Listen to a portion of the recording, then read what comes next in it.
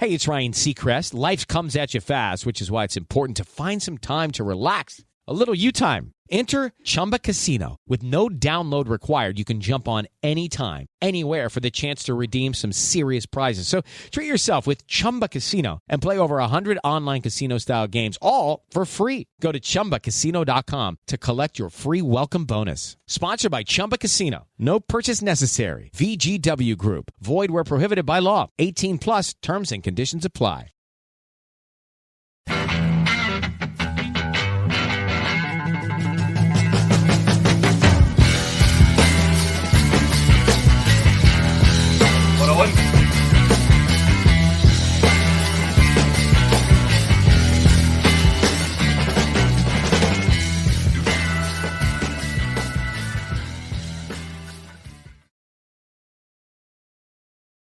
Well, good evening, everybody, and welcome along on this Sunday night to your Scottish football show. We are here with a Premier Sports Cup special. We will go through all of the results from the last 16 phase, and then we will bring you the draw for the quarter-final if you don't already know it. And of course, as usual, with me to discuss everything and go through it all, we have Robert. Robert, how are we doing? Good, really good. Enjoyed the League Cup action over the weekend. Obviously, it's just concluded this evening, and then the draws come out. So I'm sure we're going to talk about that. But plenty of goals, a couple of upsets as well. So romance of the cup isn't dead just quite yet. Absolutely, yep. 19 goals in total over the course of the 8 games. Couple of heavyweight scalps fell along the way. A couple of upsets in there. We will, as you can see in the title, we will have a special guest joining us a little bit later on, around about 8 o'clock. Ross from the Ross County Corner, the County Corner. There you go. He'll be with us to discuss the trials and tribulations up in Dingwall and the upset that was them exiting at the first stage for them to the Spartans, who are now the singular team repping the country's capital city. There you go. Who would have thought that at the start of the weekend? But them's the breaks. But yep, as always, we always say this, get your comments in. Mel, how you doing? Don't you worry, my friend. We have the draw here. We will bring it to you once we spoke about the results. You'll see it across the bottom of the screen very, very shortly. So we'll keep you abreast of all those things. DKA 23 evening. Many more of you will join, I am sure. Okay, Robert. As I bring up the results, there we are, the results for the last 16. For anybody who doesn't know them, obviously games today as well.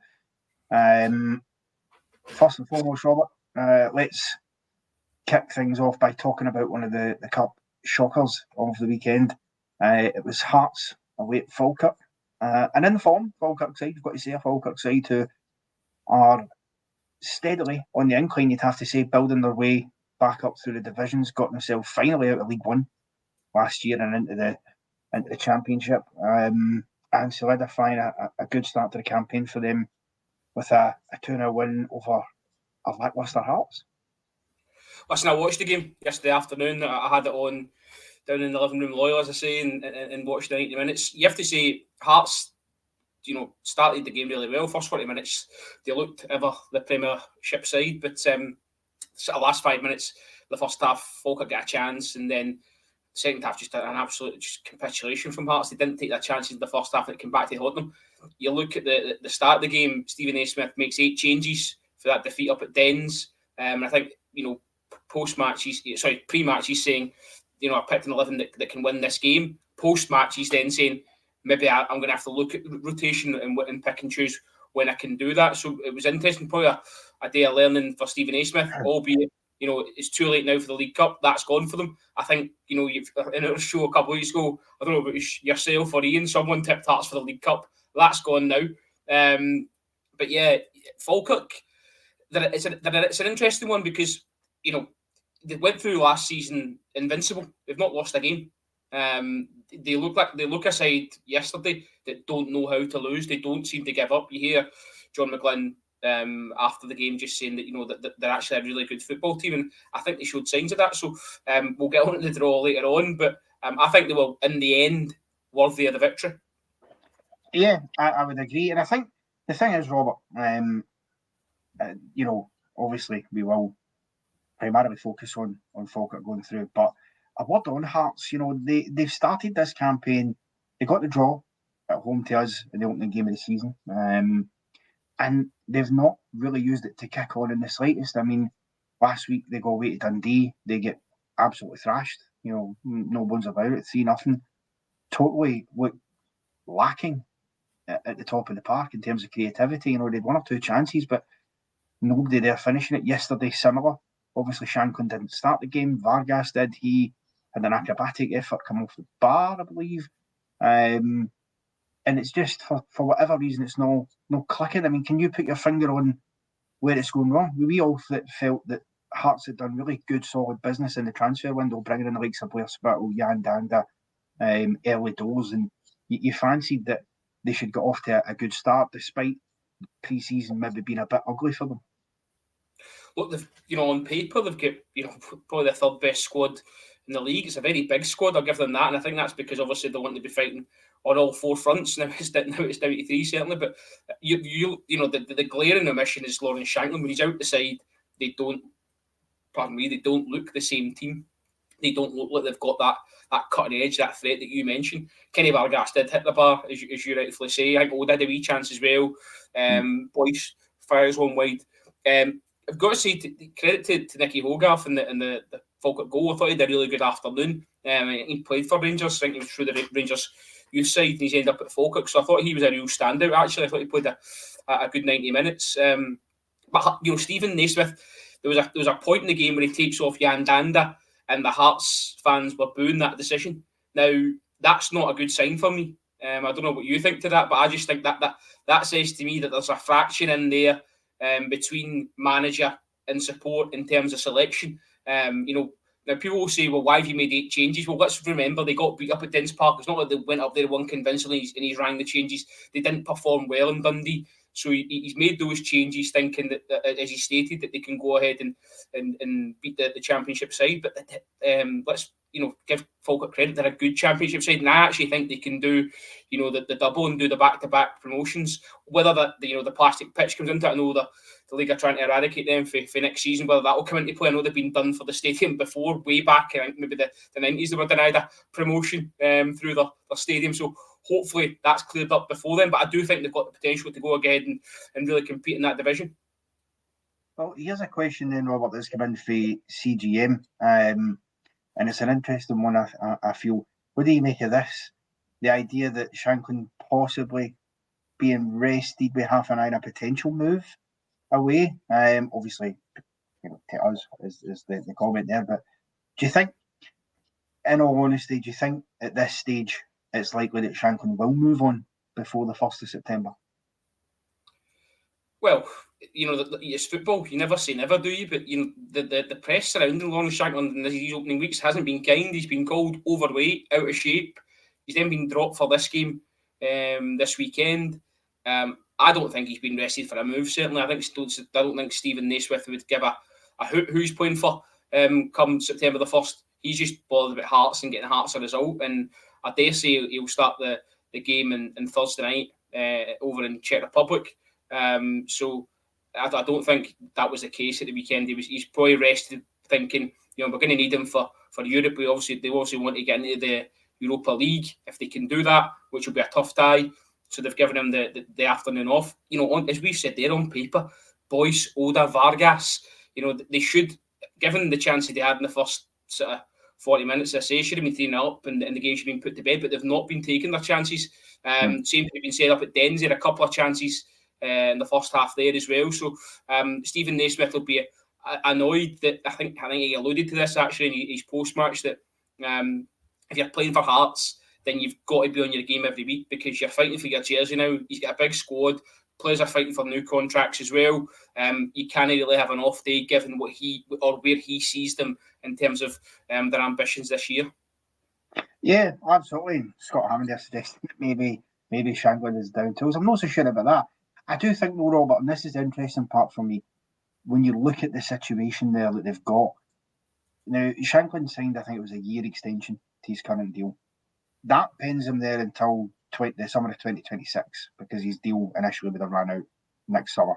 The challenge for Hearts is in terms of if they want to get any reasonable cash value back on him, which you'd assume that they would, but with his age and the fact that in about 17 months' time, roughly January 2026, he can start talking to other clubs and enter pre-contract negotiations and end up going for free by that summer. So is it a case of realistically, if Hearts are going to get the kind of figures they're going to want for him, it would have to be sort of now or never, because it's still a diminishing returns, isn't it? You know, the longer it goes on and the less time he's got in his contract, the less willing teams are going to be to spend, you know, I think anywhere between sort of 3 and 5 million has been the price that's been touted.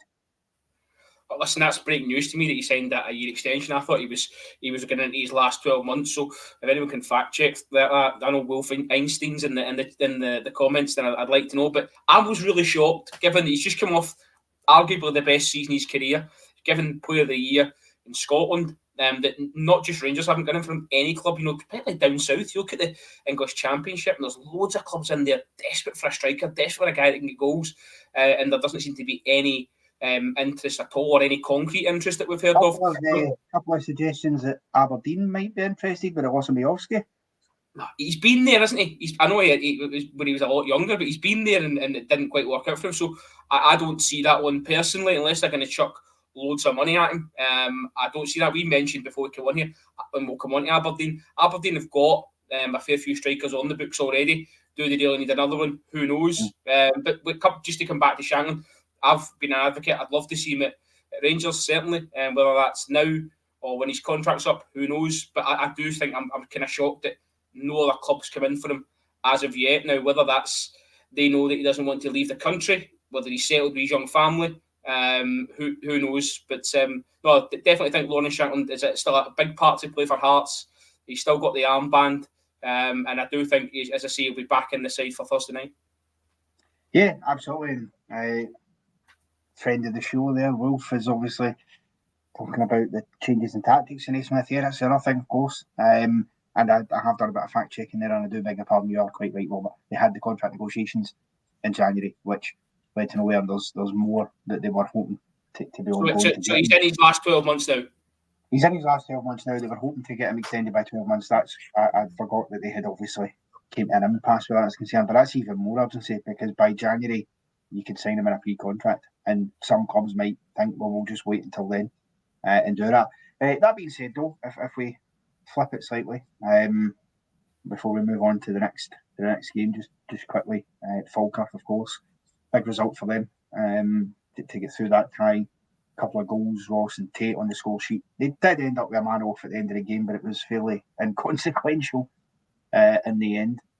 They end up. But where do you see Falkirk? You know, obviously, and we'll talk about the draw later on in terms of this competition, but their chairman or CEO, whoever it was, came out and has spoke about the European ambitions that they've got, saying that, you know, he looks at them in comparison to a Kilmarnock or a St Mirren and feels that they're not, you know, smaller than those kind of clubs, and that's their ambition. Is that a realistic goal for Falkirk going forward? I mean, obviously, firstly, they need to get into the top flight.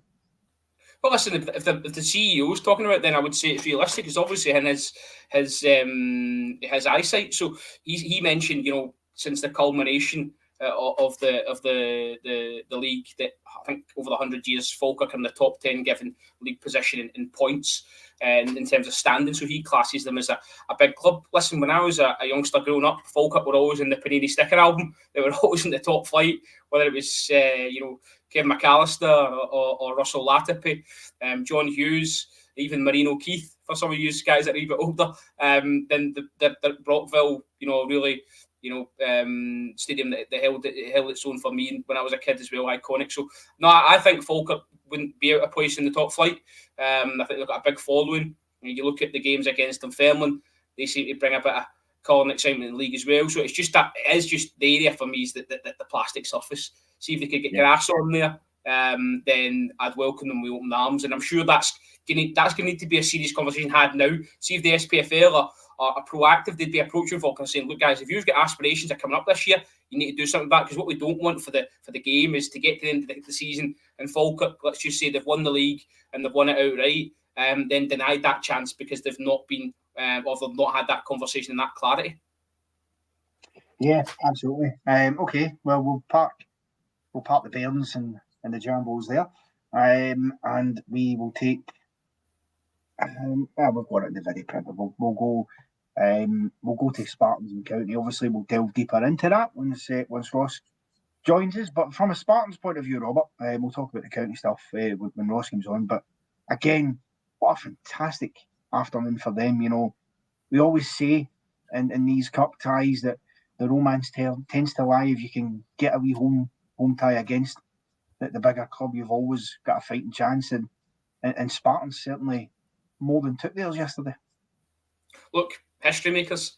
At the last 8 for the first time in their history. I think it's the first time they've beat a full-time side, let alone a top-flight side. I don't know if you can answer this, but when was the last time a fourth-tier side was in the League Cup quarter-final, do you know? Oh, I have no idea. Rangers in 2012, 2013. Do you know what Spartans were in 2012, 2013? They would have been somewhere in the Lowland League, I imagine. East of Scotland Premier Division.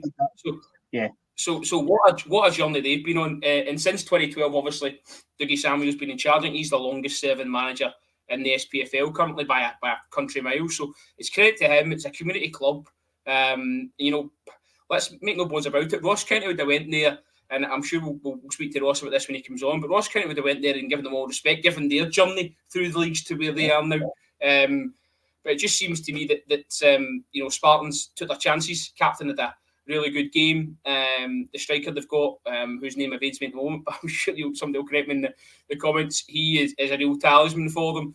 So, you know, I know Dougie Samuel's a Hibs fan and was kind of saying, you know, I'd liked Hibs in the draw. Well, we all know Hibs are out. As I say, we'll talk about the draw at a later date, but he won't be getting his wish there. But he certainly gets a wish for his players, no doubt about that. So, listen, delighted for them. And as I say, I'm delighted for the competition itself, because I think it's important that the smaller sides or get through on merit. Look, these results, Falkirk and Spartans, they're not fluke results. They've won the games in duly. You know, they've not just nicked a last minute winner or a bad decision. You know, Falkirk were dominant in that second half. The Celtic got through, and Spartans as well. So no, it's a real you know, Roy the Rover stuff, as they say.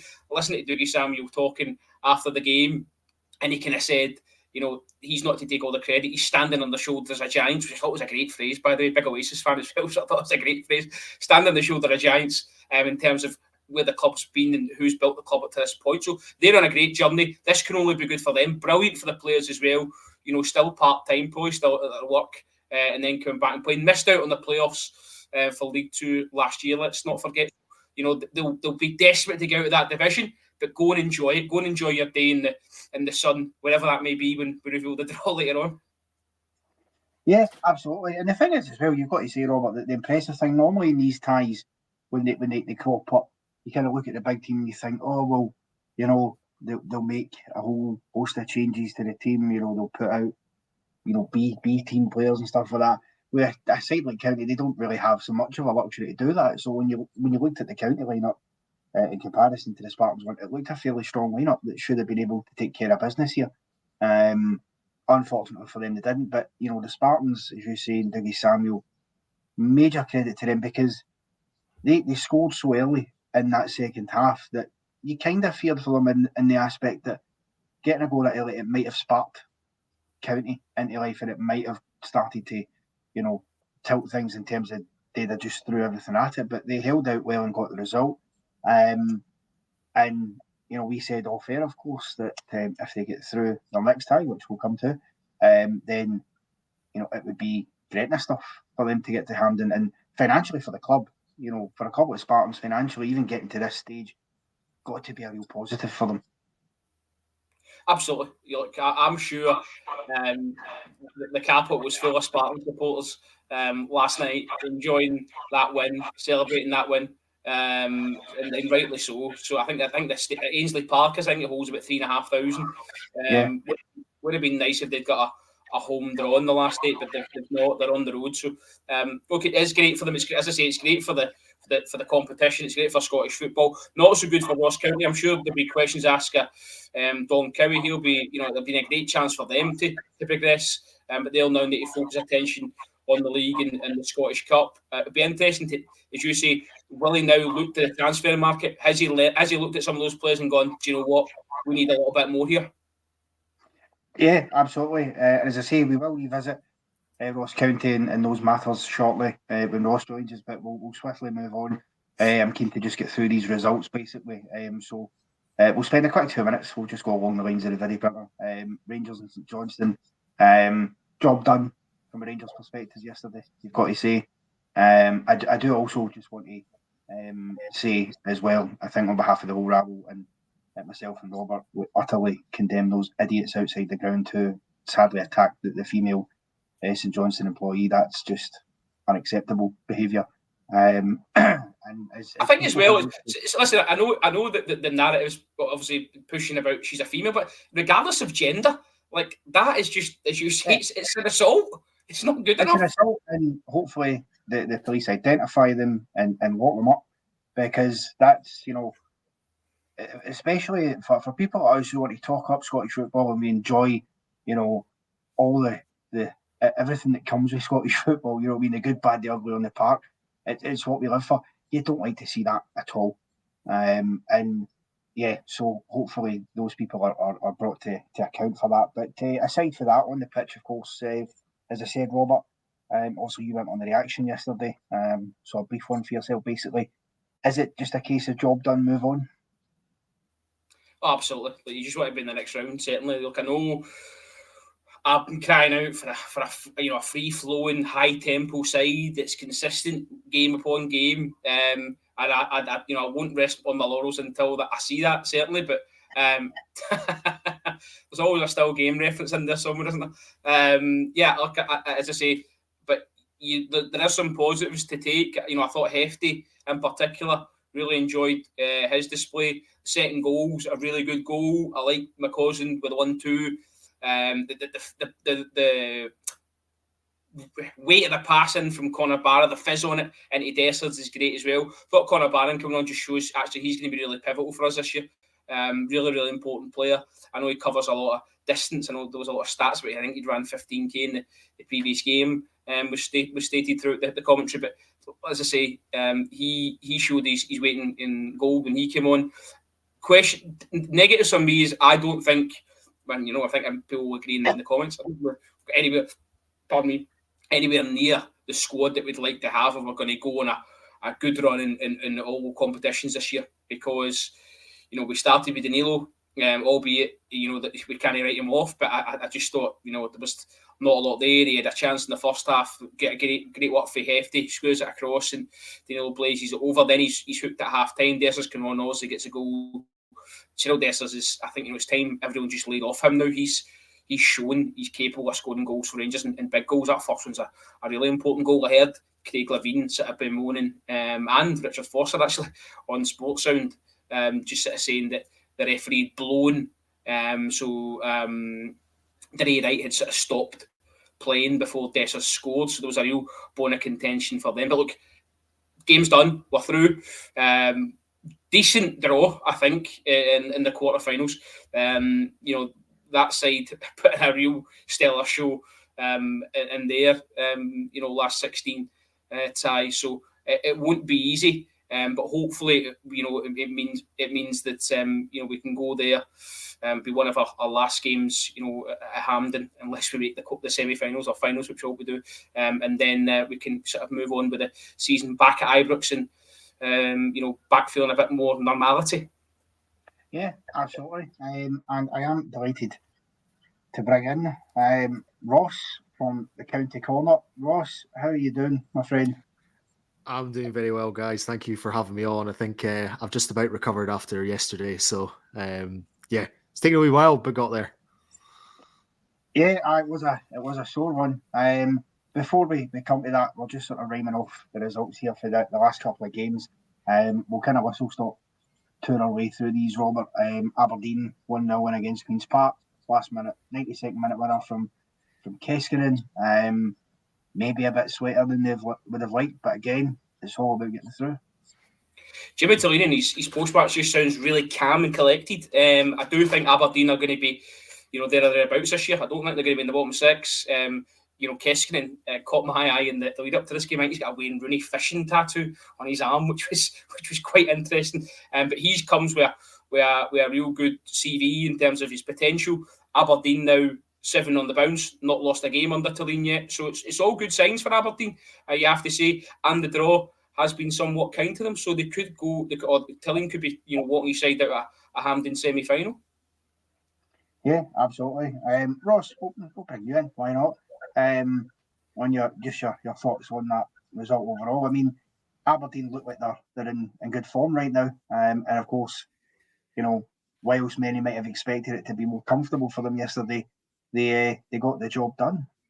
Yeah, and I think Queen's Park, after being in their League Cup group stage, despite getting, soundly beaten at Easter Road, the fact that they scored so many other goals in the rest of their matches, I think was it 16 goals in their matches in the group stage. The fact that they can offer that attacking threat, Aberdeen have obviously kept the clean sheet, won it late on, and for a new signing to score a stoppage time winner after the investment that's been made, it's certainly progress. I think Aberdeen have looked pretty good so far this season as well. I think watching them, they're going to be very open and it's going to be entertaining games. I don't think there are going to be many 1-0s involving Aberdeen this season. I think there will be kind of high scoring games, whether it be 3-2s or 4-3s, whatever it will be when they come up against some better opposition. But that's entertaining for neutrals such as ourselves to watch. So yeah, yesterday could have been a banana skin and they got through it, and they'll be happy with the draw, getting Spartans at home in the next round as well, which they'll think they can get themselves another trip to Hampden. Yeah, absolutely. Robert, one side who certainly had absolutely no issues whatsoever in getting through probably the most comfortable of all the ties was Dundee up against Airdrie. I mean, Dundee are just absolutely flying at the moment. There's no other way to put it. They're scoring goals for fun. That's what is it? I think 11 in their opening 3 of this campaign. They had a pretty stellar group stage in this competition as well, and up against an Airdrie side who, they can cause teams problems. They knocked St Johnstone out of the cup last year, and I think at this very stage, so they've proven before they can take a big scalp, and yet Dundee just swept them aside. Somewhere in Norwich, Ian McDougall was hiding under his couch because I'm sure he had them in his predictor and the playoff places come the end of the season. Absolutely no way for Dundee. Playing some good stuff. 6 different scorers yesterday as well. I think they were actually really annoyed that they conceded one. Listen to Tony Dock after the game. So, no, Dundee, 24 goals in the cup. Yeah, there you go. So, they look a good side. His recruitment's good. I like at midfield, Silla, Cameron and McCowan. We all know the interest in McCowan, whether he's going to be there come September the 1st. We'll wait and see. But the boy he's brought in who scored against Dundee United, his name evades me, English boy, I forget his name. So do you know his name, right? Ross, you will film in there, but he scored again yesterday as well. So the boy Palmer Holden, isn't it? There we go, Palmer Holden, yeah, that's him. So look, Tony Dock's recruitment last year was really good. It's been good again this year. I know we're still early doors, but I think he'd set a sort of expectation that we need to get out of the group. Didn't get out of the group last year. Out of the group at a canter this season, and into the quarterfinals with a tougher draw. That might be their only Hampden visit in the League Cup. We'll wait and see. We shall wait and see. Ross, have you been impressed with Dundee's start to the campaign? They look like they're going to be a threat to anybody that comes up against them. Yeah, definitely. I think driving back up from Edinburgh yesterday, was listening to the Sportsound coverage, and Tony Docherty spoke about how the target this season was to get out the League Cup group stage because they didn't manage it last season. The fact they've done it so convincingly and carry that form into the league campaign as well. Maybe they might have been a little bit disappointed drawing at Tannadice on the opening day of the season, but the circumstances that match came about, they could have very easily won it right at the end, and were probably unlucky not to as well. Then to so soundly beat Hearts as well with that first half performance last week, it is really impressive. And watching them from afar, after Simon Murray moved from Dingwall down to Dundee, it's been kind of keeping an eye on him to see how he's played. And certainly in that Dundee derby, everything good that Dundee did and the chances that they created, such as the first goal and winning the penalty and the chance for Curtis Main right at the end, everything went through him. So we know how much of a threat he can be from watching him for my own side compared to then watching him from afar for an opposition as well. And, he's going to be key. Palmer Holden again scoring yesterday. The fact that 6 different goal scorers for any team is, hugely impressive. They've been, really, really kicked on so far at the start of the season after a successful season last year. So, it'll be now about keeping it up and matching those levels that they've set in this kind of early stage of the campaign. Yeah, absolutely. Well, in the interest of speeding us along a little bit, we'll lump these two, or today's 3 we'll just lump in together as an overall kind of reaction. No real upsets today. The European hangovers there for St Mirren and Kilmarnock, Robert.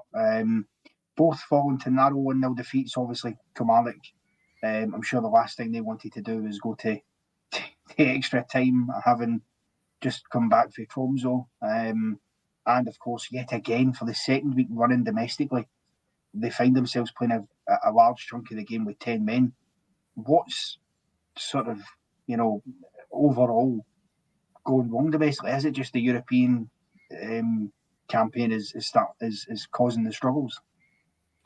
Well, listen, I don't think Derek McInnes would shy away from the fact that he's lumping all his eggs into that basket. The club clearly see, not only, the kudos in getting into the Conference League group stages, but also, the monetary value that would come with that. So, or monetary reward, should I say. So I think that's paying its price in terms of domestically. Today, sending off, I think it was, from what I've read, Finlay sort of lunges in on McGinn, sees red, and then McInnes makes 5 changes. He said the least 5 changes were planned, of bear in mind with the game they got midweek. Motherwell weren't any great shakes, by the way, from what I've heard. So I think their new signing, if I can get his name right, Mazwanisi came on and sort of lit up the game, changed it a little bit. He gets the assist for the goal. And then Motherwell's game management was pretty poor towards the end, really nervy finish. So Derek McInnes said, he felt it was tough on them as sort of an element of risk when he brought the subs on, but thought the players needed help, and that sort of really pressed home that he loves working with these players. I don't think he's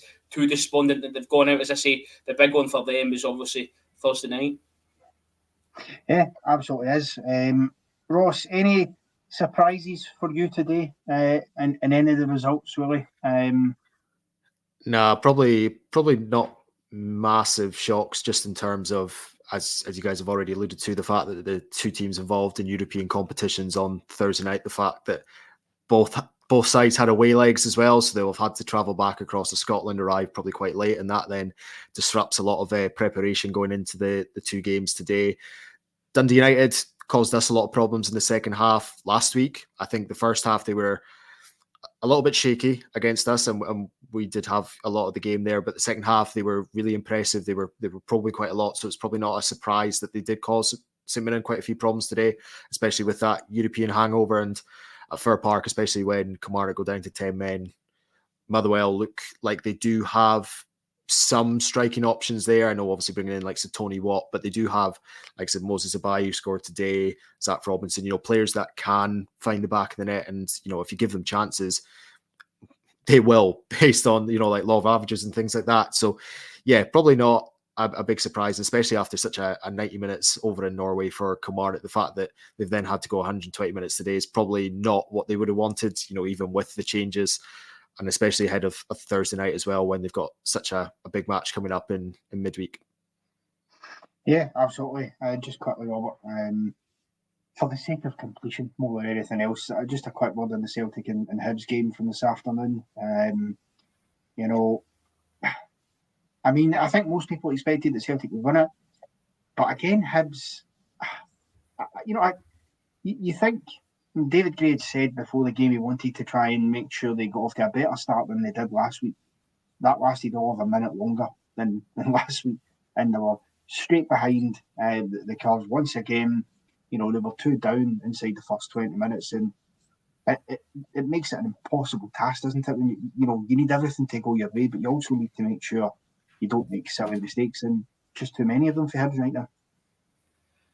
Listen, if I'm the manager, it's concerning what he's saying, that he's having to repeat himself and it's still not landing. That would be a concern for me. But to be fair to Hibs, I don't see many sides in the division living with Celtic this year. I really don't. I just think in terms of their press, they look really bang at it. Their tempo is spot on. This is killing me saying all this, by the way, but I've got to be neutral.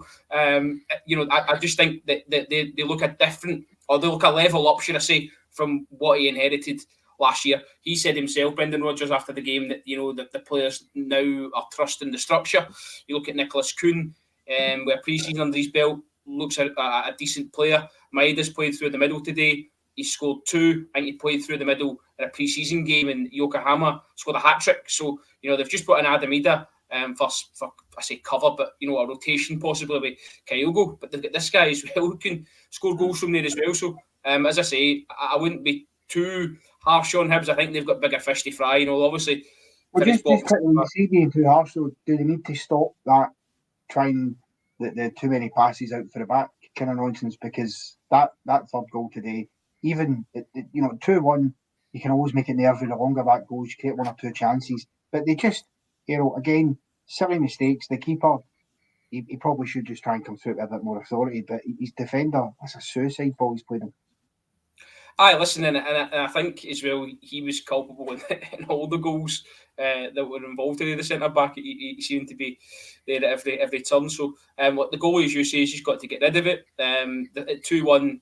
They're still in the game as such, but at 3-1, it's dead and buried. So you do wonder as well. Like I do fear, I know they've got Kieran Bowie in. I think he's got to start starting games. The boy on loan from Swansea, for me, he's not my cup of tea. I like Bowie. I think Bowie's more of a pest.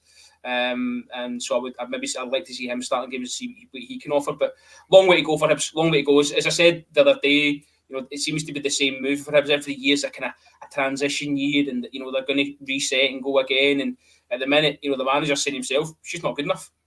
No, it certainly isn't. And don't adjust your sets, folks. There's been a wee Trojan horse in the background here, who, as you can see, has changed our background there. The club crests seem to have gone. So just in case anybody was thinking that the tellies were on the blink, absolutely not.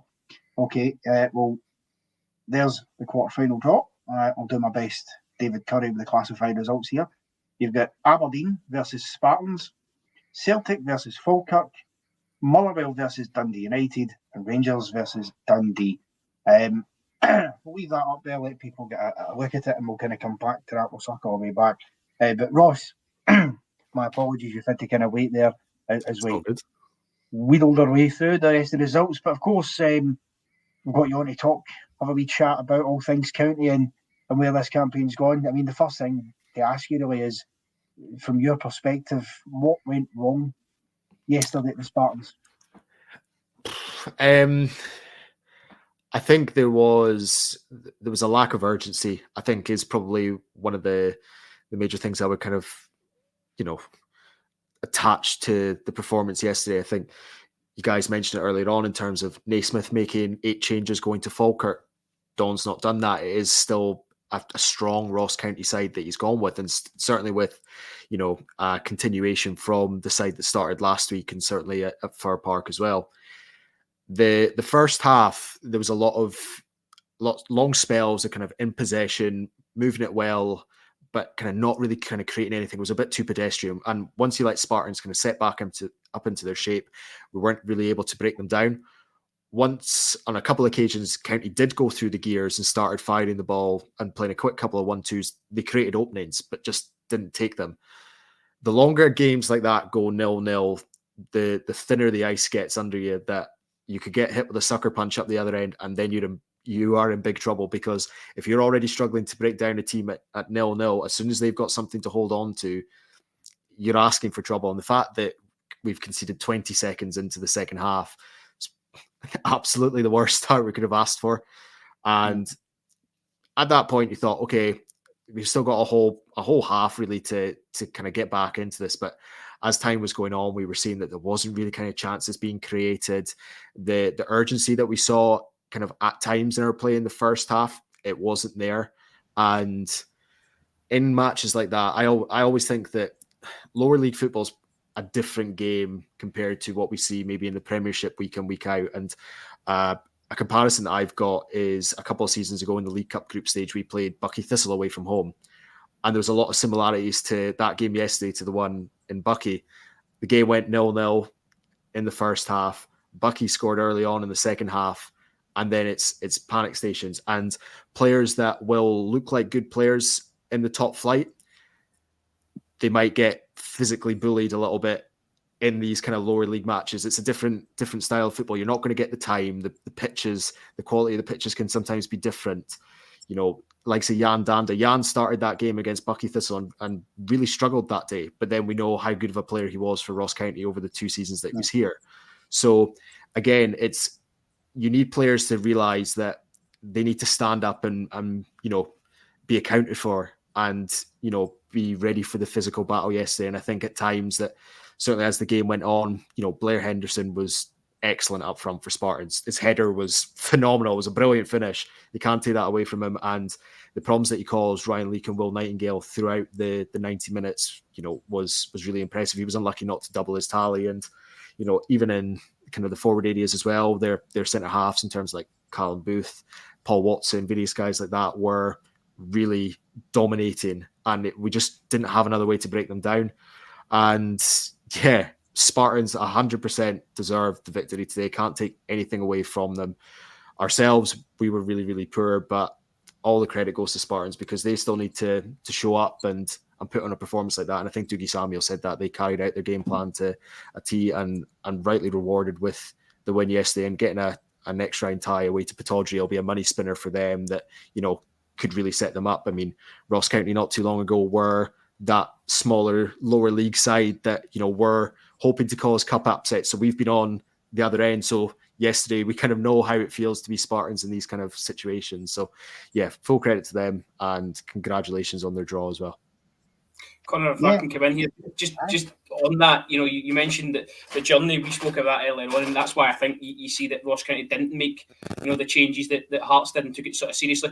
But you said, obviously, you know, sort of the goal goes in, and Don Cowie doesn't seem to react in terms of looking to his bench till sort of later on in the game. I think the first change is just on the hour mark. Were you surprised that he sort of trusted the players to sort of get the job done?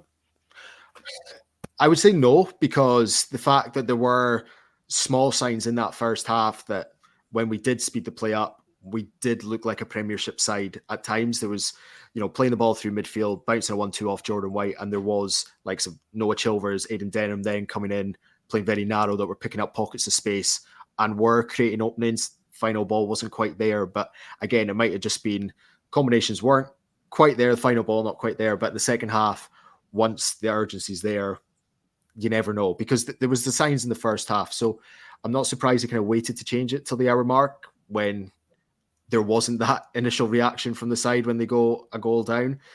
But again, you know, the players that came on, Alex Samuel made a positive impact. He started to play with a lot of urgency and kind of on the right-hand side in the front three. And again, tried his best, put a lot of dangerous balls into the box, looked to stretch the Spartans back line. But again, just it was one of those days where nothing would drop for you. It just felt like, you know, you could have played another 90 minutes and you wouldn't have found the back of the net because Spartans carried out their game plan excellently. And just the quality from our play yesterday just wasn't there to be seen. Yeah, and I suppose the thing is, Ross, it's an interesting one because you might look at that. Do you think it's a bit of a missed opportunity? I know for Ross County, the bread and butter is stay in the league and try and fight and get as high up the league table as you can get. But you know, cup quarterfinals and potentials they go to Hampden, they don't come around all the time. And that was a chance. I mean, I remember Ross County winning that League Cup back in, I think it was 2016. Yeah. Of course, she's won I think there was at the Scottish Cup final as well against Dundee United in 2010. So, I mean, you've done it in the past, and that would have been a fabulous opportunity for Don Cowie to lead you there. Yeah, and I think Don spoke about that in the middle of the week as well. He said one of his biggest priorities was progressing in the cup. He saw this as a real opportunity. The fact if you get through the group stage, regardless of what kind of draw you get, you are only potentially 2 games away from a semi-final at Hampden, which is fantastic for any football club. We've not been to Hampden in a cup match since that 2016 League Cup final. So thankfully we're getting to go this weekend, obviously in a bit of a different situation because we've missed the place maybe. But yeah, I think Don will certainly feel very, very frustrated. And I think he certainly looked that way yesterday at full time, watching the post-match interview on the Ross County social media channels, that Don's very calm and collected. We're not going to see any Derek Adams style outbursts from him, but you could see underneath the surface he was very, very annoyed at what transpired yesterday. And I think behind the scenes that might have been disclosed, but he's never going to kind of reveal it on the front. But the fact he spoke about he had never appeared as a Ross County player at Hampden, it was something that he was wanting to do, is to lead the team out as a manager, as a Ross County manager in a potential semi-final, and that'll still be an aim for one day. And I think this was certainly viewed as an opportunity when you go away to a League Two side. As a Premiership side, you are expected to get through it, but unfortunately it wasn't the case. Do you think as well this result will see him go into the transfer market again? Because obviously he's sort of running out of time. He's had a look at his side yesterday. As you see, he'll be disappointed having given that expectation he wanted to get to a Hampden semi. Do you think that's he's maybe questioning some of his squad and whether it's going to be good enough to get them, into the latter stages of the Scottish Cup? I think the plan was always going to be to go into the transfer market anyway. I don't think County were quite finished. I know that Josh Nisbet's arrival is pretty much all but confirmed. They're just obviously waiting on the visa paperwork to come through, and I think he's expected in Dingwall probably at the start of this coming week to get all the formalities done and have the photo with his scarf above his head. But apart from that, I think Don certainly spoke about previously a couple of areas that he was maybe looking to bring in a body in or two bodies in. Was one as a centre half, because yesterday we only had Will Nightingale and Ryan Leake as our two fit centre halves in our matchday squad. Ricky Lamy was out injured and has been since the last game of the League Cup group stage against Stirling Albion with an Achilles injury, and Akil Wright missed out yesterday, I believe, due to a knock.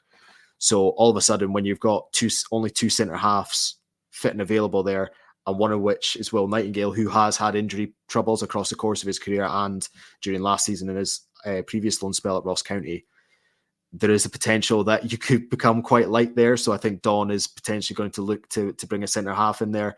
And the other area he looked at and mentioned was in the wide areas. Now, at the start of pre-season, and our first pre-season friendly, we had Jordan Garrick up on trial, who played in the pre-season friendly against Brora Rangers.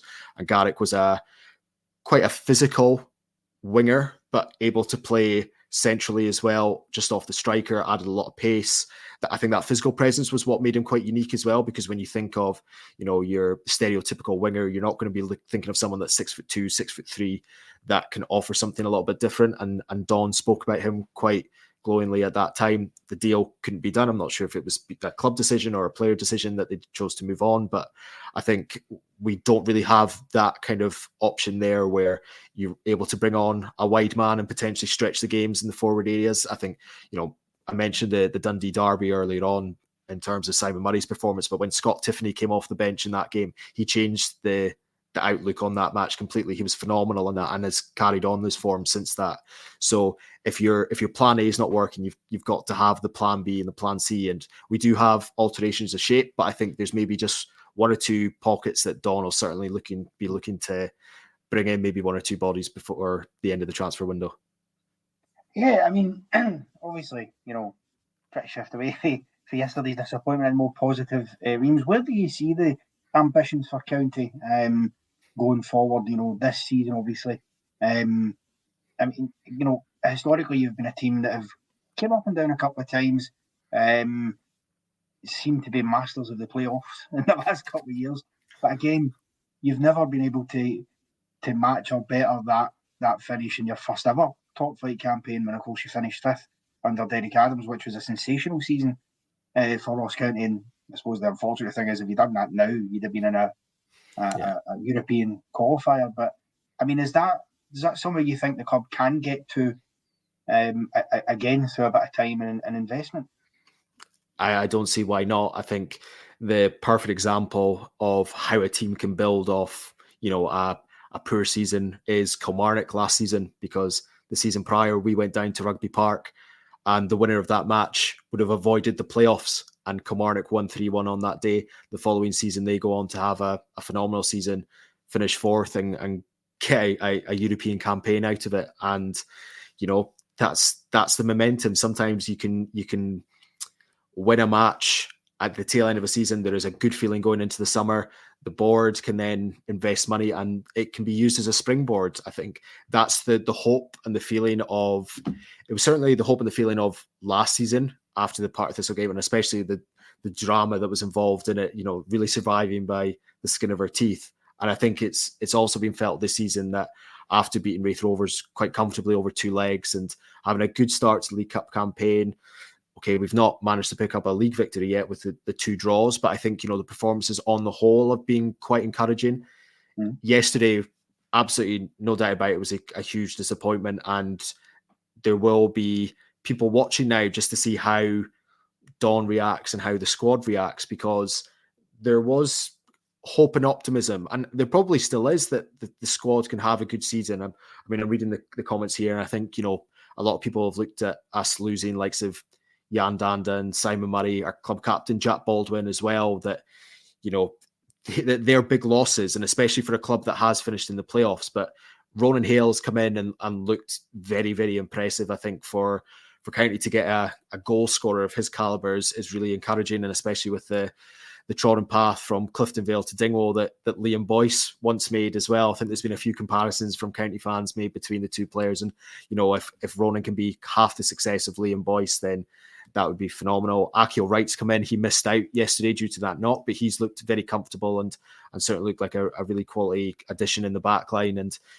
I've mentioned Josh Nisbet arriving as well, an Australian international who was winning Player of the Year awards over in the A-League. Now, we have seen some players come across from Australia and maybe struggle to adapt, but I think on the whole, the vast majority have done very well. And the fact that a club like Ross County can bring in a full internationalist, a Player of the Year winner, a treble winner over in Australia to get him in and add a bit more creativity in that kind of forward areas of the park, alongside Noah Chilvers, who has certainly impressed in his kind of brief cameos we've seen of him so far, because he's not had a pre-season. He signed very late on. So, there are optimism, there's optimism there that we can have a good season. And yeah, look, the dream would be to a top 6 finish and things like that. That would be the ultimate dream, but just give me a boring season, an 8th or a 9th, and avoid a playoff again for the second season or third season, because I don't think my heart can take many more of them.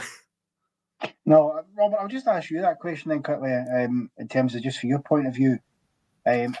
Some people in the chat there, Oasis Wally, saying that he thinks Europe's a big ask for County. It is in the immediacy, but we were chatting earlier also about the fact that the Falkirk, this year, and said that was their ambition. And you would have to lump County in there in terms of club size with a Falkirk, St Mirren, Kilmarnock maybe slightly bigger just in terms of historically and stuff like that. But there's no reason why they shouldn't have an ambition there to try and achieve it, because, as I said, they have managed to finish in that top half of the table in the past, albeit a long time ago, but it can be achieved. Look, I'd ask Oasis Willie to just validate his comment a little bit more. Does he mean a big ask isn't if they got there trying to qualify, or a big ask just even getting into those positions? But I think in this league, if you can go on a good run, then the sky's the limit in terms of final position. Because as we saw last year after Hearts, the sides were all really sort of grouped together. A couple of wins that takes you up 3 or 4 places. So it's just about consistency, really. Interesting to hear Ross obviously talk about Ronan Hale, and everyone seems to be speaking really positively about him. It's big shoes to fill. Let's not make any bones about it. It's massive shoes to fill, and I'm sure he'll know that. You saw him try to sort of take the penalty from Brophy last week, and I'm sure when the next one comes around, he'll be desperate to take that for sure. But he gets his goal, he's up and running. Maybe disappointed that he doesn't do anything at the weekend, but he's got a big game come this weekend at Hampden. So be interesting. That's one to watch. Certainly, as Ross says, the fans don't want to be down there, and albeit the drama of the playoffs is great for us neutrals, but I dare say if you're in it, it's not so enjoyable until it's done. So if you can get away from that, and football managers will tell you themselves, it's about progression. So whether they finish 10th this year and build on that, we're talking about fifth. That might be pie in the sky for this season, but certainly it's just about progression. If you're stalling in 11th year upon year, then questions really need to be asked. Roy McGregor, by the way, I think he needs to be commended because he's always backing his managers. Whoever's up there in Dingwall, he's always backing them. And as Ross says, to get an internationalist in is quite the coup. Yeah, absolutely. I've got to say as well, to be fair, Ross, particularly the playoff one against Partick Thistle, I think is up there as one of the greatest comebacks, not just in a playoff, but in general, I think I've seen in Scottish football, because watching that game, 3-0 down on aggregate, obviously conceding in the second leg, and then unbelievably pulling it off, and you had the distinction of being the fans to witness for the first time a referee go to the monitor and not actually change his decision. But in terms of Victoria Park, I know it's whatever the brand name is, but I must say you've got a real run of good form at home. Yeah. You're 12 unbeaten. For Ross County, in particular for teams like that, that's a hell of a run to go on. That obviously includes loads of the games against the likes of us, the games at the start of the season against Dundee United, who were off the back of a barnstormer start in the Dundee derby, and that was a game that, albeit Dundee missed the city of the season seconds in, but after that, County also had plenty of chances to win it. I just wonder what you put that incredible run of home form down to. I mean, have you, when you've been there or that, have you seen or felt anything different during that run that makes you think that's what's clicking at home? It's an interesting question. I think we've only lost one home match since Don Cowie's taken over on the temporary basis last season, and then obviously permanently from the summer onwards. I think there's just a belief. I think, geographically, obviously we are a tougher place to get to than most sides in the Scottish Premiership, and I think that can be used to our advantage. There might not be many sides that have overnight trips for away games because of the closeness and vicinity of so many of the Central Belt clubs. County, for every away match that they go to, they have to deal with those overnight trips on the Friday to prepare for the match on the Saturday. Other clubs don't really have to deal with that. So sometimes there is little factors like that can be played in. The ground itself, the stands, it's all very, very close to the pitch. You feel like the fans can really be on top of you. And if you get a good atmosphere going at the Global Energy Stadium, it can be a tough place to go. And Connors, you referenced there, there have been big teams over that kind of run of home form that have come up to Dingwall and faltered, Rangers, Hearts, Hibs, Dundee United, most recently with that late equaliser.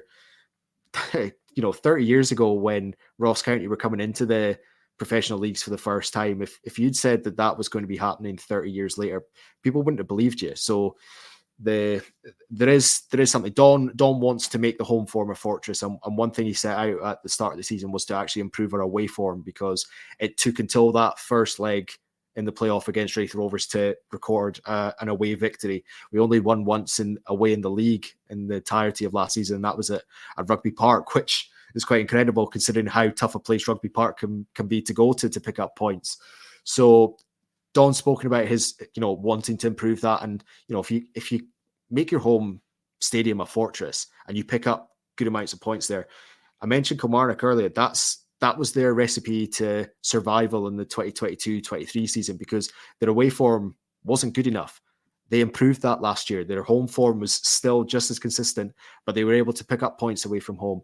And that's then what takes you on to the next level of challenging for the top 6 potential European places. Don will have the same ambitions. He'll want to see his side, certainly not, you're not going to be able to win every game away from home, but pick up the odd point here and there. That opening day of the season against Motherwell, we were battered at times in that game. Ross Laidlaw made a couple of phenomenal saves in that match. And last season, that was the kind of match that we would concede a daft goal or a defensive lapse would cost us a point there. But, it might have been a 0-0 draw, but that was a sign of progress. You're talking about finishing, aiming for finishing 10th this season from 11th last season. That was almost an early sign of that away form, trying to rectify that as well in the league. So, yeah, it's obviously a tough ask to replicate that this coming Saturday, but who knows? Yeah, absolutely. Well, I tell you, there's one thing I do have to ask you about, Ross, because it is always always interested me. You know, we talk a lot in this channel about the derbies that Scottish football throws up. You know, the Old Firm derby, the Edinburgh derby being the second. You get the Dundee derby. It was an absolute belter of a derby recently.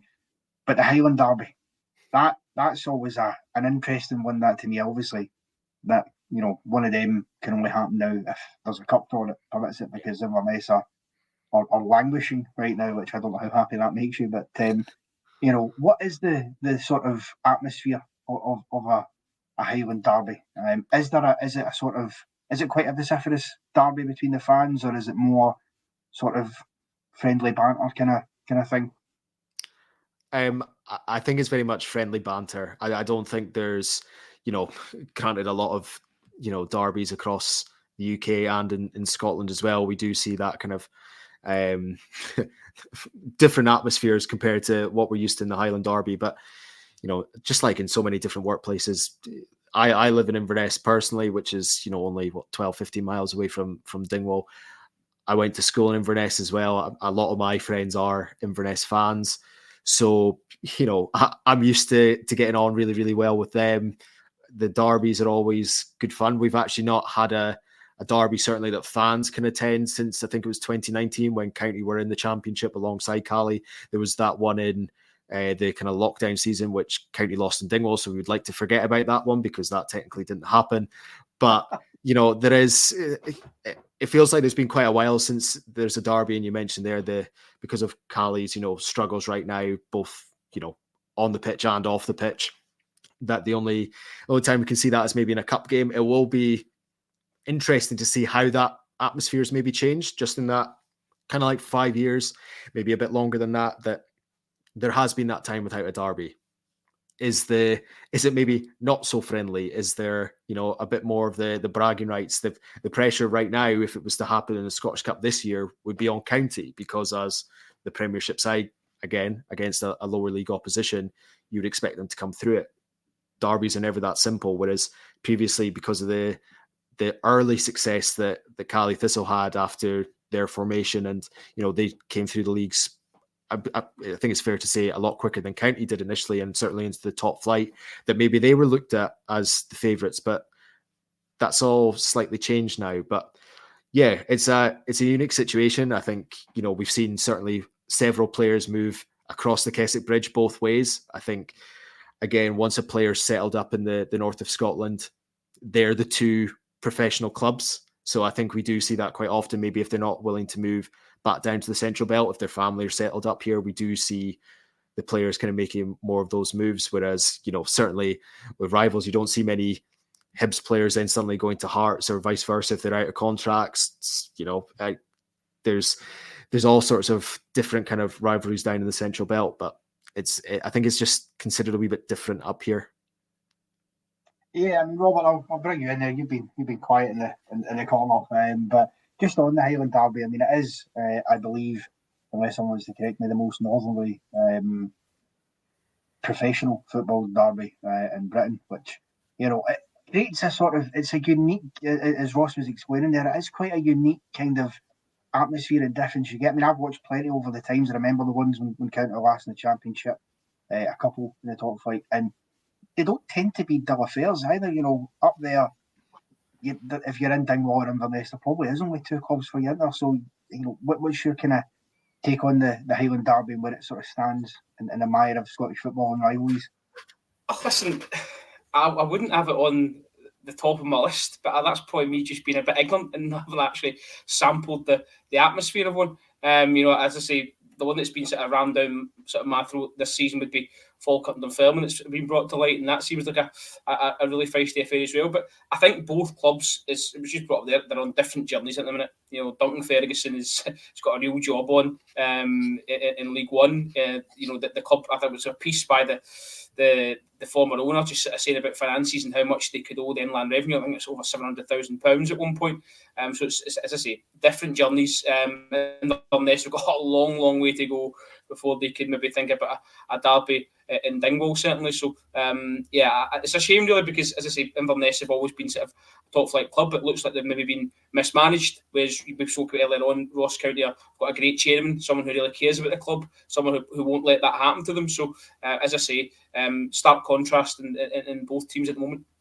And sorry to jump in, just as Connor mentioned there, that championship season, they're not dull affairs. That season there was a different element to it because of both teams in the championship. They were chasing promotion at that moment in time. So it did feel like that was potentially the feistiest the derbies have been in years. I mean, there is a photo of Brian Graham giving a right hook to Sean Rooney in one of the derbies, and I think it was around about Christmas time, which is one of the most popular photos amongst Ross County fans nowadays.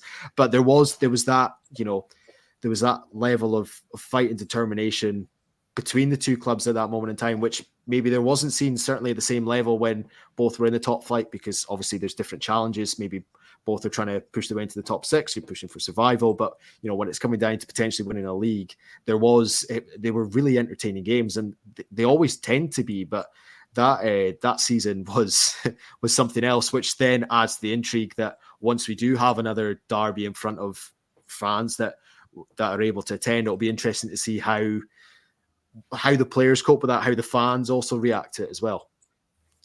I think you'd say, when it comes back onto the fixture calendar, invite Connor, because it's on his bucket list. He loved the Highlands. He was saying, I do love the Highlands. I always had a soft spot for County as well. I must say, I like to see them do well, because it's good for Scottish football. The Highlands are a brilliant place. I'm also a Shinty fan. I don't know if you're into the Shinty, Ross, but that's obviously popular up in the Highlands as well. So that helps matters. But no, I absolutely love it. And Stephen's going, if you rewind back about half an hour, mate, we did comment on it, okay? Before we do sort of wrap up, Ross, I'll just quickly ask you next week, of course, County make the trip to Hampden to take on Rangers. Can County get a result out of that for you? And if so, how do you think they'll go about it? Now, there's a funny feeling amongst County fans that it would be typical Ross County that we lose to Spartans one week and the very next week we get a result against Rangers. I don't think it would potentially surprise anyone. It's a bit tongue-in-cheek, but I think looking at last season, the fact that we won that game 3-2 in Dingwall, you're feeling great, you're feeling confident that you can then push on in the next match. And then we go down to Livingston and lose 2-0 in what was a really, really tough match to watch. So, football can change so quickly. I think it's going to be interesting. I think it's how Dawn and the players react after yesterday, and especially when your game 2 reacting is away from home against Rangers. Granted, it's not at Ibrox, it's at Hampden. That might have a factor on the game as well. With the performances from Rangers and maybe the tough start that they've had, maybe just with the European matches and the kind of the feelings about what's going on off the park. Could that work in County's favour if they manage to frustrate Rangers for the opening spell of the game? Maybe similar to what St Johnstone did yesterday, try and get to half-time at 0-0 and then build on it to see what you're able to do in the second half.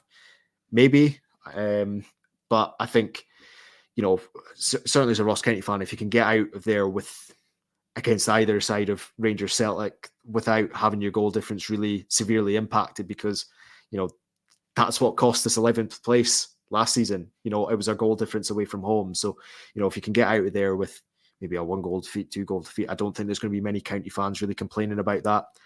I've obviously already mentioned Ronan Hale, guys like that may be able to stretch the Rangers backline to see that the problems that they're going to cause.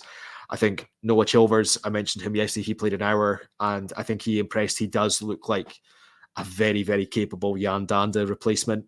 I think there was a couple of comparisons amongst some of the County fans yesterday that he looks a little bit like Jack Grealish because he's got the slick back hair and the socks down by his ankles at various points. But the way he's able to move across the park, I think he's going to be a very good player in Scottish football. So maybe on a bigger park where he gets a little bit more time and space, because certainly yesterday, obviously Spartans trying to close down to nullify County. Rangers will believe, and rightly so, that they have the quality to outmatch County, that they won't have to necessarily press them in the same way that, maybe a Motherwell will, to try and nullify their players. They'll, rightly so, Philippe Clement will believe his own players will have the quality to see them off, which might work in County's favour. You just never know. But yeah, I'm looking forward to going to Hampden. I think it's a unique situation. Just quickly, Ross, here on the chat, Wolf is a friend of the show, a resident Heart of Midlothian fan. He's popped up with a quick question for you there. Zach Rudden, Queen's Park, any interest there for you? I don't think so. Probably not right now. I think the fact that he kind of struggled to make the step up to the Dundee squad a couple of seasons ago in the top flight, I think he's a good championship striker, but there is, as we've seen the last couple of seasons, when in the playoff, for example, there is a gap between the Premiership and the Championship, and one that can be quite deceivingly large. You think someone that might score quite a lot of goals in the Championship can easily make the step up. It's not always the case, and I think Rudden probably falls under that kind of bracket. I think he'll do well at Queen's Park, but for a striker that you need in the Premiership, you need someone a bit more mobile, willing to run the channels. I think Rudden's maybe a little bit one-dimensional in that sense, and especially when you come up against the likes of a Celtic or Rangers, Hibs, Hearts, Aberdeen, the better quality defenders. I think that's maybe where he'd struggle a little bit. Yeah, absolutely. Right, okay. Well, just before we wrap up, we'll quickly get just a quick fire, Robert, prediction for how you see the quarterfinals panning out. I'll kick us off by saying that I reckon that the 4 teams that will go into the hat for the semis will be Aberdeen, Celtic, Dundee United and Rangers. Any arguments there, Robert? I'll go against you and say Motherwell will beat Dundee United. Ross, what about yourself? Any? I'd agree with 3 of the 4. I think Robert's right. I think that I could easily see Motherwell or Dundee United coming out on top, and that I think that one's, you could potentially see that one going to penalties. Yeah, it literally is. I think the other 3 are, you would assume, pretty dead favourites to go through, but that one is probably the toughest one to call. Yeah, absolutely. Okay, well, we'll park it there. Ross, just quickly remind the folks, if they want to catch the County Corner, where you can be found. Yep, so we are over on Twitter, or X, depends what you like to call it these days, at the County Corner, all lowercase, no gaps. We're over on Instagram at the _county_corner, because typical the username was used, so we couldn't use the same one for both. And we're on all the usual. Who's using it? I don't know. I think it's back. like If you're watching, give it back right now. It's not yours. Yeah. And yeah, we're on all the usual podcast streaming sites such as Spotify, Apple Podcasts, Amazon Music. Just search the County Corner and you'll find us on there. We've recently done our 50th episode, which was good, and we've got a lot of different access to players, managers, staff at Ross County, various things that, if that interests you, go ahead and give it a listen. No, you've been great, mate. Thanks for coming on. Appreciate it. Oh, thank you very much for having me on, guys. Yeah, no, anytime. This is what we want the Scottish Football Show to be. So that's been chatting, guys. Robert, thank you very much as always for joining me. Ross, it's been an absolute pleasure. Hopefully it won't be too long before we see you again, and best of luck to County for the rest of the season, if not necessarily next week. The Scottish Football Show will be back somewhere on or around the 1st of September, as you will appreciate. So Firm Day, and there's other things going on that day. So we'll keep you abreast of that, but we will be somewhere around then. We'll be back on reviewing all of that week's SPFL action.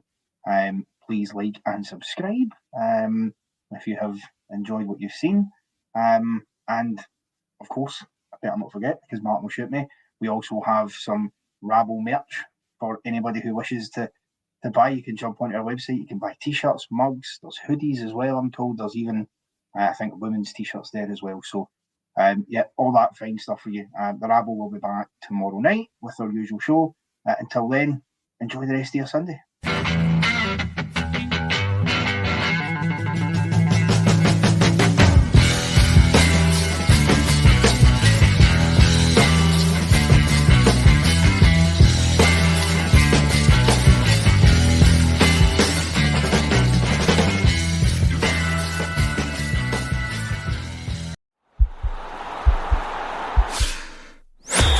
This podcast is part of the Sports Social Podcast Network.